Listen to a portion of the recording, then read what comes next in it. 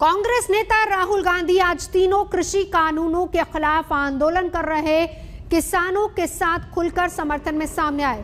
राहुल गांधी आज ट्रैक्टर चलाकर संसद पहुंचे। इस दौरान उनके साथ पंजाब और हरियाणा के कांग्रेस सांसद ट्रैक्टर पर सवार हुए थे।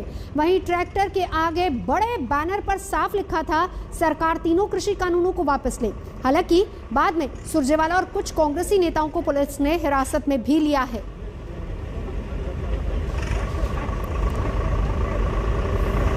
किसानों का मैसेज है, उसको हम पार्लियामेंट तक लाए हैं। पार्लियामेंट में इसके बारे में चर्चा नहीं करने देते हैं, किसानों को दबा रहे हैं, हिंदुस्तान के सब किसानों को दबा रहे हैं, इसलिए हम यहाँ ट्रैक्टर पे आए हैं। काले कानून है, इनको वापस लेना पड़ेगा। राहुल जी, आप खुद ट्रैक्टर यहाँ पर चला के आए, पहली बार ऐसा हुआ कि कोई नेता ट्रैक्टर चला के संसद भवन तक पहुंचा हो किसानों को लेकर, लेकिन सरकार। मैं किसानों का मैसेज देना चाहता हूँ, ये किसानों का मैसेज है, इसीलिए मैं इसको यहाँ लाया हूँ।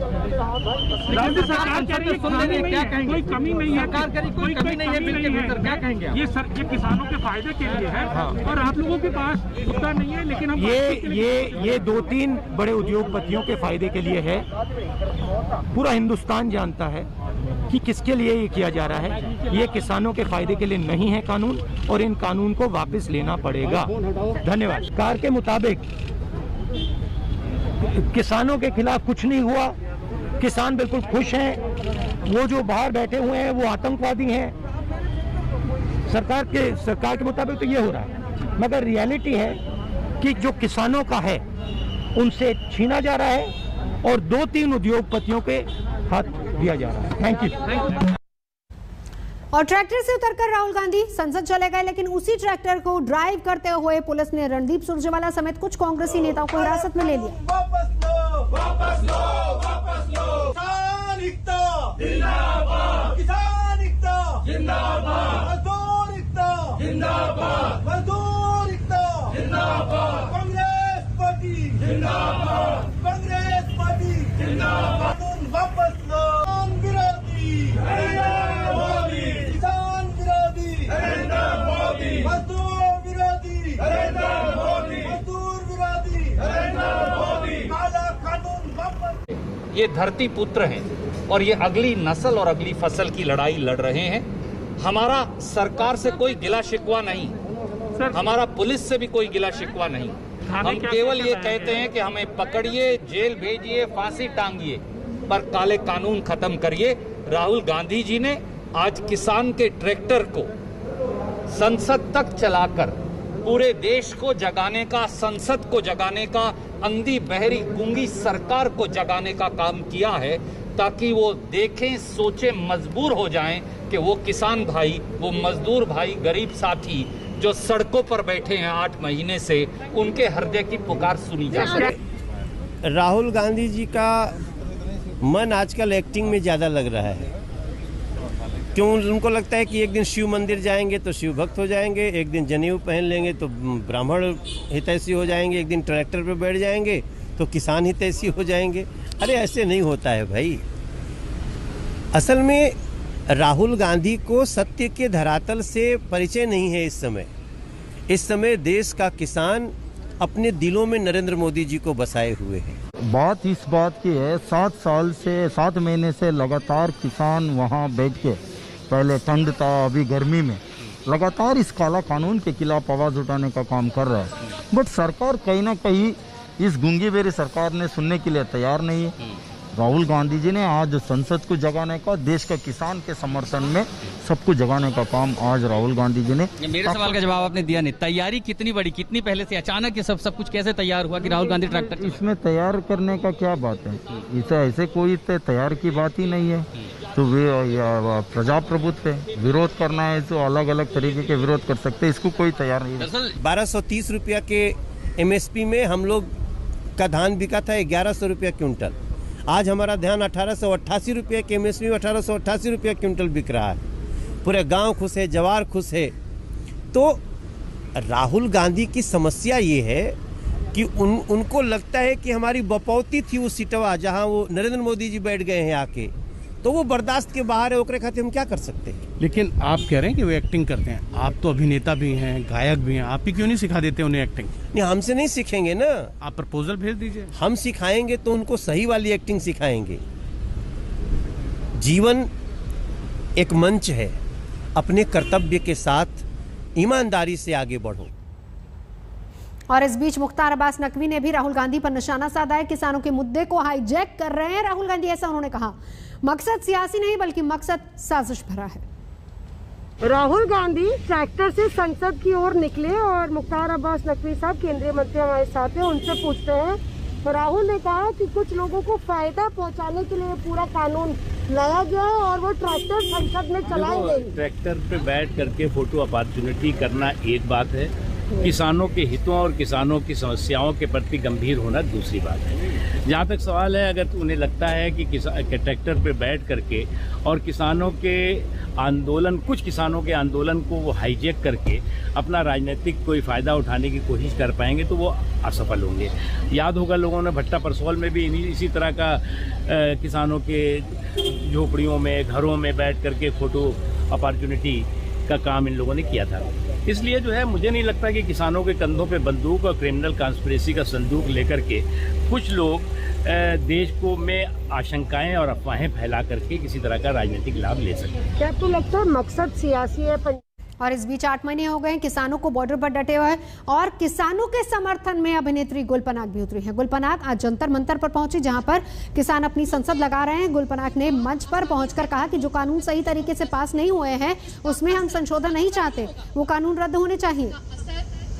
मिडिल क्लास पे होगा जो इन्फ्लेशन की मार वैसी भी खा रही है।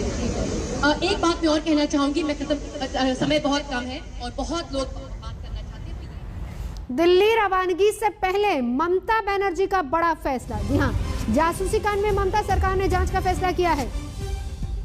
इसके लिए सुप्रीम कोर्ट के रिटायर्ड जज जस्टिस एमबी लुकुर और कोलकाता हाई कोर्ट के रिटायर्ड जज ज्योतिर्मय भट्टाचार्य की अगुवाई में एक कमीशन का गठन किया गया है। ममता बनर्जी दोपहर 3 बजे कोलकाता से 5 दिन के दौरे पर दिल्ली आ रही हैं। दिल्ली में वो विपक्षी मोर्चे को मजबूत करेंगी, कांग्रेस अध्यक्ष सोनिया गांधी से भी मुलाकात करेंगी। जिस प्रकार पीछे से प्रचार किया जाए, उनको पीएम प्रोजेक्ट किया जा रहा है। जो पिछले चुनाव में 34 से 22 सीट में आ गए, लोकसभा सीट में ममता बनर्जी, उस समय भी सारे नेताओं को बुला करके कलकत्ता में सभा की थी और पीएम बनने के लिए उनके लोग बोले दीदी पीएम बनेंगे बोल प्रचार हुआ था, तो उनका 1 दर्जन सीट कम हो गया। बाकी जो नेता आए थे, इसके बहुत पार्टी आज ऐसे हैं जिनका प्रतिनिधि लोकसभा और राज्यसभा में नहीं है। बहुत नेता उस समय एमएलए एमपी थे, वो भी आज नहीं है, हार चुके हैं। मोदी जी के साथ देश है, इसलिए 282 से 303 तक सीट पहुंची और मोदी जी की सरकार, उसके उपलब्धि पर लोगों का पूरा भरोसा है। Bengal is in safe and secure hands of Trinamool Congress under the leadership of Mamata Banerjee, and she is destined to play a very, very important role, maybe the most central role in the politics of the country. सीधा चलेंगे, अनुपम मेरे साथ इस वक्त जुड़ चुके हैं। अनुपम, समझाइए जरा, क्योंकि दिल्ली रवानगी से पहले इस कमीशन का गठन, क्या इशारा? जी देखिए, ममता बनर्जी के दिल्ली जाने से ठीक पहले इसके गठन का मकसद साफ है। ममता बनर्जी एक संदेश देना चाहती हैं कि इस वक्त मोदी के खिलाफ जो लड़ाई चल रही है उसमें, चूंकि बंगाल चुनाव हुआ उसमें उन्होंने शिकस्त दी, एक तरह से जो दावा करती हैं ममता बनर्जी। इसके बाद जब दिल्ली वो जा रही हैं 3-4 दिनों के लिए, 3 दिन गहमा-गहमी के रहेंगे, वहाँ पर ये जो कमीशन का गठन किया गया, क्योंकि सारे राज्य इसकी जाँच की मांग कर रहे थे, कांग्रेस से लेकर दूसरी पार्टियाँ भी, लेकिन ममता बनर्जी ने ये साबित करने की कोशिश की है कि इसका गठन करके वो इस जो खेमा है उसमें सबसे अग्रणी भूमिका निभा सकती हैं और उनका जो कद है उनके जाने के बाद जो गंभीर पैदा होगा वो वहाँ पर ज़्यादा मिलेगा, उनको ज़्यादा तवज्जो मिलेगी, क्योंकि जिस तरीके से उन्होंने गठन किया है, उनकी सोच है कि दिल्ली दौरा जब रहेगा तो ये एक बड़ा इशू है, बड़ा मुद्दा है, इस पर उन्होंने जांच कमीशन का गठन किया है और जब वो दिल्ली पहुँचेंगी तो दूसरे नेताओं से भी इस विषय पर बातचीत होगी। साथ ही जो खाका है वो तो तैयार करना है, लेकिन मुख्य मकसद यही है कि मोदी के खिलाफ जो खेमा तैयार हो रहा है उसमें अपने को अग्रणी दिखाना। जी शुक्रिया, नजर बनाए रखिए। अनुपम मेरे से जानकारी दे रहे थे। आगे बढ़ेंगे। बिहार विधानसभा के पिछले सत्र में विधायकों की पिटाई के आरोपों में आज आरजेडी ने प्रदर्शन किया। पार्टी के एक विधायक सतीश दास आज हेलमेट पहनकर विधानसभा पहुंचे। आरजेडी विधायकों के हाथों में झाल भी था। इस मौके पर विधानसभा विधायकों ने कहा कि नीतीश सरकार विधायकों की जान लेना चाहती थी, इसीलिए हेलमेट पहनकर आए हैं। विधायक ने आरोप लगाया कि महज 2 पुलिस वालों को सस्पेंड कर सरकार खानापूर्ति कर रही है। बजट सत्र में जिस तरीके से विपक्ष के विधायकों की पिटाई हुई थी, उसके विरोध में आज आरजेडी के 2 विधायक मॉनसून सत्र के पहले दिन जो हम देख सकते हैं यहाँ पर झाल बजा रहे हैं और हेलमेट पहनकर विधानसभा पहुंचे हैं। और इन्होंने जो है आप देख सकते हैं कुछ बैनर भी जो है लगाया हुआ है कि क्या बिहार में दलित होना गुनाह है। तो यहाँ पर आरजेडी के जो 2 विधायक हैं मुकेश रोशन और सतीश कुमार अपने तरीके से जो है वो यहाँ झाल बजा रहे हैं और हेलमेट पहनकर जो है वो विरोध प्रदर्शन कर रहे हैं। बजट सत्र में पिछले सत्र में जो पिटाई हुई थी विपक्ष के विधायकों की, मुकेश जी ये हेलमेट पहन के क्यों आज आ पाए हैं? सेल्फ डिफेंस के लिए, अपना रक्षा करने के लिए, चूंकि विधायकों को मार के लहूलुहान कर दिया जाता है इसी लोकतंत्र के मंदिर में। पिछले बजट सत्र में आप लोगों ने देखा होगा 23 मार्च का दिन काला दिवस के रूप में माना जाएगा। नीतीश कुमार जी के इशारे पर विधायकों को पिटवाया गया, डीएम, एसपी, एएसपी, डीएसपी को छोड़ा गया और 2 सिपाहियों के ऊपर कार्रवाई। ये कैसी नैतिकता की बात करते हैं? विधायकों को मारपीट करवाते हैं। विधायकों का मान और सम्मान जब तक वापस नहीं होगा तब तक हम लोग सांकेतिक रूप से काला मास्क लगा करके उनका विरोध जताने का काम करेंगे। फिलहाल यहाँ रुकेंगे एक ब्रेक के लिए। आज तक पर खबरों का सिलसिला जारी है, देखते रहिए आज तक।